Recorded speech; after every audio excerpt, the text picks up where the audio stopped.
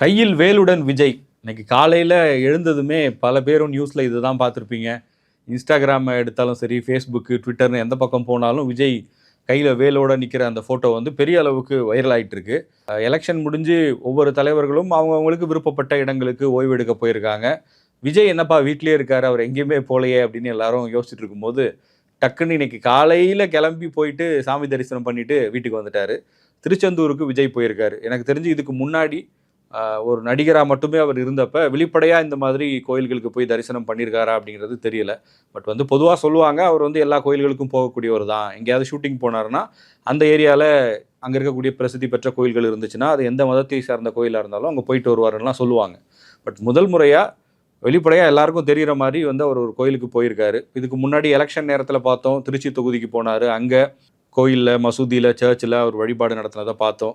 இப்போ தேர்தல் முடிஞ்சதுக்கப்புறம் அவர் கோயிலுக்கு போயிருக்காரு அப்படின்னு எல்லாருக்கும் ஒரு ஆச்சரியம். திடீர்னு இவர் என்ன கோயிலுக்கு போகிறாரு அப்படின்னு நிறைய பேர் பேசுகிறாங்க. ஆளாளுக்கு ஒரு கதையும் சொல்லிட்டு இருக்கிறாங்க. அவருக்கு ஒரு ஜோதிடர் இருக்காருங்க, அவர் சொல்லியிருக்காரு விஜய் வந்து செவ்வாய்க்கிழமை வேற முருகரை போய் தரிசனம் பண்ணால் அவருக்கு தேர்தலில் வெற்றி கிடைக்கும்னு சொல்லியிருக்காங்க, அதனால தான் போயிருக்காங்கன்னு ஒரு தரப்பு. இன்னும் சில பேர் அதை வேற மாதிரிலாம் சொல்லிட்டு இருக்கிறாங்க. அது உங்களுக்கே நல்லா தெரியும். சரி, எதுக்காக போனார் அப்படின்னு அவங்க சர்க்கிளில் விசாரிக்கும் போது என்ன சொல்கிறாங்க அப்படின்னு பார்க்கும்போது, அவர் வந்து ஆக்சுவலாக இப்போ திருச்செந்தூர் முருகன் கோயிலுக்கு போயிருக்காரு. அதே மாதிரி வேளாங்கண்ணி சர்ச்சுக்கு, நாகூர் தர்காவுக்கும் போகிறதுக்கு வாய்ப்பு இருக்குது. எப்போவுமே அவர் வந்து ஒரு இடத்துக்கு போகிறாரு அப்படின்னா அதுவும் வெளிப்படையாக போய் பார்க்குறாரு அப்படின்னு சொல்லும்போது அவர் ஒரு கோயிலுக்கோ இல்லை ஒரு சர்ச்சுக்கோ மட்டும் போயிட்டு ஸ்டாப் பண்ண மாட்டார். எப்போவுமே அவர் த்ரூ அவுட் த லைஃப் வந்து எல்லா மதங்களையும் நான் சமமாக பார்க்குறேன், எம் மதமும் நம் மதம் அப்படிங்கிறதாங்க அவருடைய பாலிசி. அதனால் அவர் கண்டிப்பாக நீங்கள் வேணால் பாருங்கள், அவர் நிச்சயமாக நாகூர் தர்காவுக்கு போவார், வேளாங்கண்ணி சர்ச்சுக்கும் போவார் அப்படின்னு சொன்னாங்க. அதில் இன்னொன்று என்ன சொன்னாங்கன்னா, பொதுவாக அவருக்கு ரொம்ப இஷ்ட தெய்வம்னு சொல்லுவாங்க இல்லையா, அந்த மாதிரி பார்க்கும்போது பிள்ளையார்பட்டி விநாயகர் வந்து ரொம்ப அவருக்கு பிடிக்கும். எப்போல்லாம் வந்து காரைக்குடி சைடு போகிறாரோ அங்கே போய் தரிசனம் பண்ணுவார். அப்படி ஒரு பழக்கம் அவருக்கு இருக்குது.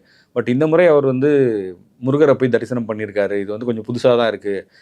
எங்களுக்கு தெரிஞ்ச வரைக்கும் அவர் வந்து பிள்ளையார்பட்டி கோயிலுக்கு போவார் நாங்கள் எதிர்பார்த்தோம். ஆனால் அவர் வந்து திருச்செந்தூர் முருகன் கோயிலுக்கு போயிருக்காரு அப்படின்னு அவங்க சைடில் சொல்கிறாங்க. பட் நம்ம பார்க்கணும் ஏன் போனார்ன்றது அவருக்கு தான் தெரியும். அவங்க சர்க்கிளில் விசாரிக்கும் போது இந்த மாதிரி இன்ஃபர்மேஷன்ஸை கொடுக்குறாங்க.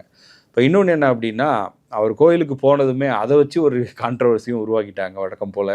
ஆனால் அதை தெளிவுபடுத்தியிருக்கிறாங்க. என்ன அப்படின்னா, பொதுவாக இந்து கோயில்களுக்கு போகும்போது அங்கே மாற்று மதத்தினர் யாராவது வராங்க அப்படின்னா அதுக்குன்னு சொல்லி ஒரு ஃபார்ம் இருக்கும். அந்த ஃபார்மில் கையெழுத்து போட்டுட்டு எனக்கு இந்த கோயில் சார்ந்த நம்பிக்கைகள் இருக்குது அப்படின்னு சொல்லி நம்ம கன்ஃபார்ம் பண்ணிட்டு தான் போகணும்னு சொல்லி அதுக்கு ஒரு ஃபார்ம் ஒன்று தருவாங்க கோயிலில் என்ட்ரு ஆகும்போது. அந்த ஃபார்மில் கையெழுத்து போட்டுட்டு தான் விஜய் போயிருக்காரு. அதனால் இதில் எந்த ஒரு கான்ட்ரவர்சியும் இல்லைன்னு அவங்க சைடில் கிளாரிஃபை பண்ணுறாங்க. ஏன்னா அவர் கோயிலுக்கு போகிறாரு அப்படின்னு சொல்லும்போது அவர் சாமி கும்பிட தான் போகிறாரு. ஆனால் அதை வச்சு ஒரு கான்ட்ரவர்சி வரும்ன்றது முன்னாடியே இவங்க எதிர்பார்த்துருக்காங்க. அதனால் முறைப்படி சிஸ்டமேட்டிக்காக எப்படி போகணுமோ அந்த மாதிரி தான் போயிருக்காரே தவிர அவர் விஐபின்றதுனால அவருக்கு எந்த ஒரு விதிகளும் விளக்கப்பட்டு அந்த மாதிரிலாம் அவர் போகல அப்படின்றதையும் கிளாரிஃபை பண்ணியிருக்காங்க. விஜய் சைடில் கேட்கும்போது அவர் ரொம்ப கான்ஃபிடென்ட்டாக இருக்கிறாருன்னு தான் சொல்கிறாங்க. எல்லா தலைவர்களும் சொல்லுவாங்கல்ல, இப்போ நீங்கள் திமுக சைடு கேட்டாலும் அதான் சொல்கிறாங்க, ஏடிஎம்கே சைடில் விசாரித்தாலும் அதுதான் சொல்கிறாங்க. பட் தீர்ப்பு வரும்போது தான் தெரியும் யாருக்கு வெற்றி அப்படின்றது. பட் விஜயும் வந்து ரொம்ப நம்பிக்கையோடு இருக்கார். இந்த கோயிலுக்கு போனது கூட வந்து வெறும் தேர்தல் வெற்றி அப்படிங்கிறது மனசில் வச்சுலாம் போல, அவருக்கு போகணுன்னு தோணுச்சிங்க போயிருக்காரு அப்படிங்கிற மாதிரி ஒரு விளக்கத்தை தான் அவங்க சைடில் சொல்கிறாங்க. பட் காலையிலேருந்தே வந்து ஆக்சுவலாக நேற்று நைட்டே தெரிஞ்சிருச்சு எல்லாருக்குமே விஜய் வந்து திருச்செந்தூர் போகிறாரு அப்படிங்கிறது. ஒரு 8-9 மணிக்கு மேலேயே சோஷியல் மீடியாலலாம் வர ஆரம்பிச்சிச்சு. சில மெயின் ஸ்ட்ரீம் மீடியாவில் கூட அந்த நியூஸ் எல்லாம் கேரி பண்ணியிருந்தாங்கன்னு நினைக்கிறேன். சென்னையிலேருந்து மதுரை போகிறாரு, மதுரையிலேருந்து ஆன் ரோடு வந்து திருச்செந்தூர் போயிட்டு சாமி தரிசனம் முடிச்சுட்டு அகைன் அந்த மாதிரி வர போகிறாரு அப்படின்னு சொல்லியிருந்தாங்க. அதே மாதிரி இன்றைக்கி காலையில் அவருடைய வீட்டிலேருந்து கிளம்பியிருக்காரு. ஆனால் பாருங்கள், காலையில் எத்தனை மணிக்கு கிளம்புனாருன்னு தெரில. அன்னைக்கு அந்த நேரத்தில் கூட அங்கே ஒரு 40-50 பேர் வந்து நின்றுட்டுருக்காங்க. அவர் அங்கேருந்து கிளம்பி போயிட்டு ஏர்போர்ட் போகிறாரு. ஏர்போர்ட்டில் அவர் இறங்கினதுக்கப்புறமா அங்கேயும் அவரை பார்க்குறதுக்கு ஒரு பெரிய க்ரௌடு இருந்துச்சு. கோயிலுக்கு போன அப்புறமும் கோயில்லையும் வந்து இவர் வராருன்ற நியூஸ் தெரிஞ்சு அங்கே இருக்கிற பொதுவாக அங்கே கோயிலுக்கு சாமி கும்பிட வந்தவங்க, அதுவும் இப்போ வெக்கேஷன் சீசன் இது, ஸ்கூல் காலேஜ்லாம் லீவ் விட்டுருக்குறாங்க இல்லையா, எல்லாம் ஸ்டூடெண்ட்ஸு எல்லாருமே வந்து அங்கே நிறைய பேர் போயிருப்பாங்க. இவர் வராருன்னு தெரிஞ்சதுமே அங்கே ஒரு பெரிய க்ரௌடு கேதர் ஆயிடுச்சு. பட் போலீஸ் வந்து பக்காவாக அவரை எஸ்கார்ட் பண்ணி உள்ளே கொண்டு போய் அவர் சாமி தரிசனம் முடிச்சதுக்கப்புறம் மறுபடியும் வந்து அவர் வண்டியில் ஏற்றி விடுறாங்க.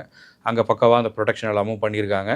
அங்கேருந்து மறுபடியும் அவர் ஏர்போர்ட் வந்துட்டு ஏர்போர்ட்லேருந்து கிளம்பி ஸ்ட்ரெயிட்டாக சென்னை வந்துடுறாரு. இதுதான் அவருடைய ஷெட்யூலாக இருக்குது. இதுக்கப்புறம் வந்து கண்டிப்பாக இப்போ நாகூர் தர்கா, வேளாங்கண்ணி சர்ச்லாம் போக போகிறாரு அப்படின்னு தெரிஞ்சதுன்னா அங்கே போகிறவங்க இப்போ இந்த மே மாதம் முடிகிற வரையும் ரெகுலராக எல்லா வழிபாட்டு தலங்களுக்கும் மக்கள் வந்து ஆன்மீக சுற்றுலாவாக போகக்கூடிய ஒரு பழக்கம் இருக்கும். கண்டிப்பாக போகிற எல்லாருமே ஒவ்வொரு நாளும் எதிர்பார்க்க போகிறாங்க, அங்கே வந்து வரப்போகிறாரா அப்படிங்கிற அந்த எக்ஸ்பெக்டேஷன்ஸ் அப்படிங்கிறது க்ரியேட் ஆகிருக்கும். பட் அவரை பொறுத்த வரைக்கும் இந்த மாதிரி அவர் தனிப்பட்ட முறையில் ஒரு கோயிலுக்கு வழிபாடுகளுக்கு போகணும் அப்படின்னு சொல்லும்போது டக்குன்னு கிளம்பி யார்ட்டையும் சொல்லாமல் அங்கே போயிட்டு சாமி தரிசனம் பண்ணக்கூடிய ஒருவராக தான் இதுக்கு முன்னாடி வரையும் இருந்திருக்காரு. இப்போ அவர் ஒரு பொலிட்டீஷியன் ஆனதுனால இப்போ அவர் டிக்கெட் புக் பண்ணாலே அவர் விஜயோட பேரில் அங்கே ப்ரைவேட் ஜெட்டோ இல்லை ஏதோ டிக்கெட்டோ ஒன்று புக் ஆகுது அப்படின்னா அங்கே இருக்கக்கூடிய ஸ்டாஃபுக்கு தெரிஞ்சிடும். ஏர்போர்ட்டில் வந்து இப்போ விஜய் வரப்போகிறாருங்கிறது தெரிஞ்சிருது. மீடியாவுக்கும் ஏதோ ஒரு வகையில் அதெல்லாம் தெரிஞ்சிருது. அங்கேருந்து நியூஸ் வெளியில் கசிய ஆரம்பிச்சதுமே அவர் எங்கே வரப்போகிறாரோ அந்த இடத்துல வந்து ஒரு க்ரௌடு வந்து பெரிய அளவுக்கு கூடுது. இப்போ இந்த எக்ஸிட் போல்ஸ் நடக்கிற வரைக்கும் எக்ஸிட் போல்ஸ் எல்லாம் நடந்துக்கிட்டு இருக்குது. பட் அந்த ரிசல்ட்ஸ் எல்லாம் ஏப்ரல் 29 தானே எல்லா சர்வே நிறுவனங்களும் வெளியிட போகிறாங்க. ஏன்னா அந்த 29ஆம் தேதி நாளைக்கு, அதாவது வெஸ்ட் பெங்காலோட 2ஆம் கட்ட தேர்தல் இருக்குது. அந்த தேர்தல் நடந்து முடிஞ்சதுக்கப்புறமா தான் அது 6 மணிக்கு முடிஞ்சிடும் தேர்தல். 6:30 மணிலேருந்து எக்ஸிட் போல்ஸை வெளியிடலான்னு தேர்தல் ஆணையம் சொல்லியிருக்காங்க. இது வந்து இப்போ நடந்து முடிந்த 5 மாநில தேர்தல்களுக்கும் பொருந்தும். அசாம், கேரளா, தமிழ்நாடு, பாண்டிச்சேரி, வெஸ்ட் பெங்கால், இந்த 5 மாநிலங்களுக்கும் பொருந்தும். அந்த வகையில் தமிழ்நாட்டில் தேர்தல் முன்னாடியே முடிஞ்சிருந்தாலும் இந்த வெஸ்ட் பெங்கால் தேர்தல் இருக்கிறதுனால ஒருவேளை முன்னாடியே கருத்து கணிப்புகள் ஏதாவது இவங்க எக்ஸிட் போல்ஸ் எல்லாம் வெளியிட்டால் அது அந்த மாநில தேர்தலில் பிரதிபலிக்கக்கூடாது அப்படிங்கிறதுனால தான் இந்த மாதிரி ரூல்ஸை வச்சுருக்காங்க. நம்ம ஊர் எலெக்ஷனை அங்கே பிரதிபலிக்குமா அப்படின்னு கூட உங்களுக்கு சந்தேகம் வரலாம். வாய்ப்பு இருக்குது. ஏன்னா இங்கே பிஜேபி இருக்காங்க, காங்கிரஸ் இருக்காங்க, வெஸ்ட் பெங்கால்லையும் அந்த பார்ட்டிஸ் இருக்குது. ஒருவேளை இங்கே வெற்றி தோல்வியை பொறுத்து இல்லை இங்கே என்ன நடக்க போகுதுங்கிறத பொறுத்து அங்கே ஒரு தாக்கம் ஏற்படலாங்கிறதுனால தான் அதற்கெல்லாம் வந்து தடை விதிச்சிருக்காங்க. கரெக்டாக அந்த எலெக்ஷன்ஸ் முடிஞ்சதுக்கப்புறமா ஒரு 1/2 ஹவர்லேயே வந்து எக்ஸிட் போல்ஸ் எல்லாம் வந்துடும். இப்போ எல்லாரும் இப்போவே கணிக்க வேற ஆரம்பிச்சிட்டாங்க இல்லையா, யார் ஜெயிக்க போகிறாங்க, எவ்வளோ பர்சன்டேஜ் வாங்க போகிறாங்க, எந்த கட்சி ஆட்சிக்கு வரும். சில நேரங்களில் சில கட்சிகள் வந்து அமைச்சரவை பட்டியல் வரையும் தயார் பண்ணிட்டு இருக்காங்கலாம் சொல்கிறாங்க. ஸோ எது எப்படியோ ஒவ்வொரு தலைவர்களுமே ஏதோ ஒரு வகையில் இந்த ரிசல்ட்டுக்கு இடையில் இருக்கக்கூடிய கேப்பை வந்து அவங்களுடைய பர்சனல் டைமாக எடுத்துக்கிறாங்க. இப்போ முதலமைச்சர் பார்த்தோன்னா கொடைக்கானலில் தன்னுடைய ஃபேமிலியோடு டைம் ஸ்பெண்ட் பண்ணிட்டு இருக்காரு. டெய்லி அவர் வாக்கிங் வரக்கூடிய வீடியோஸ் வருது. இன்றைக்கி சைக்கிள் ஓட்டியிருக்காங்க. இப்போ எடப்பாடி பழனிசாமி அவருடைய குடும்பத்தோட டைம் ஸ்பெண்ட் பண்ணுறாருன்னு நினைக்கிற எதிர்க்கட்சி தலைவர். அவர் எங்கேயும் வெளியில் போகிற மாதிரி தெரியல. துணை முதலமைச்சர் உதயநிதி ஸ்டாலினும் அவருடைய குடும்பத்தாரோடு வெளிநாட்டு பயணம் போயிருக்காங்க. வேட்பாளர்கள் எல்லாம் ஒவ்வொருத்தரும் இப்போ குறைந்தபட்சம் இங்கே இருக்கக்கூடிய ஸ்பாட்ஸ், இப்போ அமைச்சர் சேகர் பாபுலாம் கொடைக்கானல் போயிருந்தாங்க, செல்வ பெருந்தகையும் கொடைக்கானல் போயிருந்தார். இப்படி ஒவ்வொரு அரசியல் கட்சி தலைவர்களுமே இந்த பிரேக் டைமை வந்து தங்களுடைய குடும்பத்தோடு செலவிடுவதற்காக டைம் ஸ்பெண்ட் பண்ணிகிட்டு இருக்காங்க. எலெக்ஷன் ரிசல்ட், அதுக்கு முன்னாடி இந்த எக்ஸிட் போல்ஸ், இது ரெண்டுத்துக்கும் ரொம்ப ஆர்வமாக எல்லாருமே காத்துட்டு இருப்பாங்க. எக்ஸிட் போல்ஸை பொறுத்த வரைக்கும் அரசியல் தலைவர்கள் எந்த அளவுக்கு அதை பெருசாக நம்புவாங்க இல்லை அதை பெருசாக எடுத்துப்பாங்கன்னு தெரியல. பட் ஒவ்வொரு கட்சியினுடைய ஆதரவாளர்களுக்கும் அது ஒரு பெரிய எதிர்பார்ப்பாக இருக்குது. அதுவும் இந்த முறை தாவேகா வந்து ஒரு புது அரசியல் கட்சியாக களத்துக்குள்ளே இருக்கும்போது விஜயோடைய பர்ஃபார்மன்ஸ் எப்படி இருக்க போகுது, அவர் எவ்வளவு சதவீத ஓட்டு வாங்க போகிறாரு, அவர் ஜெயிப்பாரா, அவர் ஆட்சிக்கு வருவாரா, மீண்டும் திமுக ஆட்சிக்கு வருமா, இல்லை அதிமுக என்டிஏ கூட்டணி ஆட்சிக்கு வரப்போதா, தமிழ்நாட்டில் தொங்கு சட்டசபை அமையுமா, இல்லை கூட்டணி ஆட்சி அமையுமான்னு சொல்லி நிறைய டிஸ்கஷன்ஸ் போயிட்டுருக்கு. அதற்கிடையில தான் இன்றைக்கி விஜய் திருச்செந்தூர் போயிட்டு சாமி தரிசனம் பண்ணியிருக்காரு. அவரோட ரசிகர்கள்லாம் எங்கள் தளபதி பாருங்கள் திருச்செந்தூர் போயிட்டு முருகனை தரிசனம் பண்ணியிருக்காரு, மே 4ஆம் தேதி சூரசம்ஹாரம் கன்ஃபார்ம் அப்படின்னு பேசுகிறாங்க. அதை கிரிட்டிசைஸ் பண்ணுறவங்களும் ஒரு பக்கம் இருக்கவே தான் செய்கிறாங்க. உங்களுடைய கருத்து என்னன்னு சொல்லுங்கள். விஜய் வந்து இன்றைக்கி திருச்செந்தூர் கோயில் போயிருக்காரு, இதை பொலிட்டிக்கலாக பார்க்குறதா இல்லை அது தனிப்பட்ட விருப்பமாக அவர் போயிருக்காரா? உங்களுடைய கருத்துக்கள், உங்கள் பார்வை என்ன அப்படிங்கிறத கமெண்ட் செக்ஷனில் சொல்லுங்கள்.